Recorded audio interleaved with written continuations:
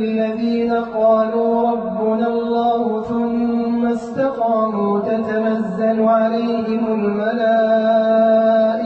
ألا تخافوا ولا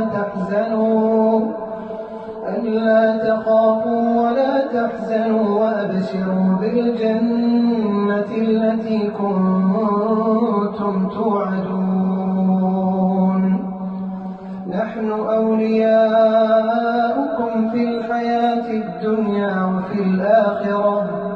ولكم فيها ما تشتهي أنفسكم ولكم فيها ما تدعون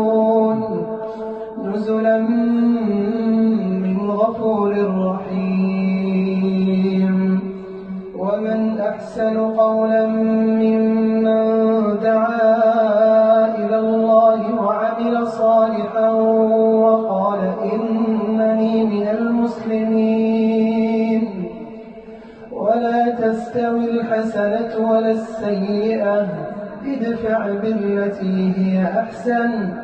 فإذا الذي بينك وبينه عداوة كأنه ولي حميم وما يلقاها إلا الذين صبروا وما يلقاها إلا ذو حظ عظيم وإما ينزغنك من الشيطان نزغ فاستعذ بالله